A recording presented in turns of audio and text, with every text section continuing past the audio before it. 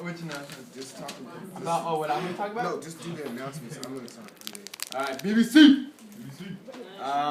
So we're trying to find a place where we can put the movie, where we can show the movie to get like money, but the next opening isn't until like April. Yeah. So we're trying to figure that out, and that's.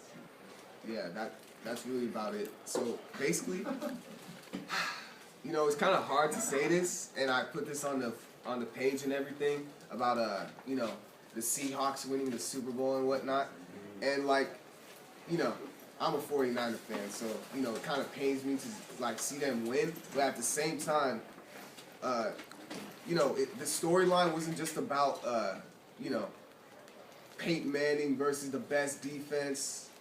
How many of you guys watched the Super Bowl, first of all? How many people watched the Super Bowl? What do you guys think about the Super Bowl? Look, anybody? Ryan? It was boring? Anybody? You thought it sucked? Alright. So what to you, what was the best thing about the Super Bowl?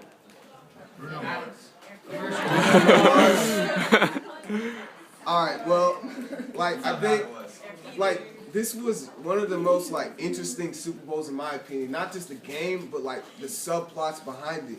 You know what I'm saying? Like, well, for one, the Richard Sherman thing about, you know, I'm the best corner in the league, sorry receiver, like Crabtree and all that. And it's interesting to see that, how people, after what Richard Sherman said, all the attacks were going against him, like he was a thug, and you know that he was disrespectful, and like, oh, watch out for the kids. But then you have to realize that this dude's a Stanford educated individual. He's the best player at his position in the NFL, and he's well spoken. And when you say a black person is well spoken, or anybody of color really that is well spoken, that's kind of an insult, because it's almost like saying, oh, well, it's very surprising to see that he's well spoken, that he could actually, you know, make up, like, say and portray his words and say stuff, right? So I thought that was kind of, that's interesting to see how we portrayed him. Like, he's an athlete, and after, like, playing one of the biggest games he's ever played against in his life against the biggest rival, the 49ers, and, like, you know, what do we expect him to say? Oh, yeah, man, I love playing the 49ers. I love getting hit. I love all the trash talk, because that's what, as a fan, I was also passionate. Like, every time the 49ers score, I was like, ah! I was jumping up into the sky. And when, you know, the Seattle Seahawks scored, I'd get pissed. I'd say passionate words. So, like, yeah, passionate words, you know. I'm not going to say it, but you know what I'm trying to say, right? So, it's interesting to see that, because through sports, we could really see like our character almost, like society is planted within sports. So when you see people like attacking Richard Sherman, saying that he's a thug, which in itself is another insult, and what he said was, I'll paraphrase it, that it was a politically correct term for saying the N-word, calling him a thug. So I thought it was really interesting. And also, one of the biggest things that they didn't even talk about, really, that none of the networks really talked about, is that Russell Wilson is the second black quarterback in the NFL history to win the Super Bowl.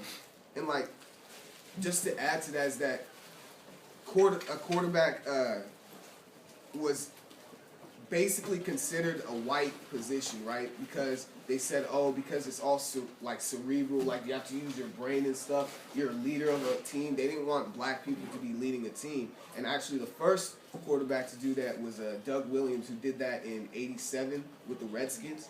But the thing is about the quarterback spot, and not just the quarterback spot, but leadership positions in general, it's just like, if you see it in sports, you're going to also see it in, you know, teaching positions, engineering positions, business positions. They don't want black people or people of color to be leading those places, because they think that, oh, well, we're not smart enough, we can't handle the pressure. And when people like Russell Wilson or Doug Williams go and break that barrier in entertainment and sports and whatnot, it breaks it in every other facet of professionalism, you know what I'm saying? So, like, you know, I'm happy that he got to, you know, put that in the spotlight that, you know, you don't have to be of a certain color to lead a team and take them to the highest, you know, highest place on the mountain or whatever.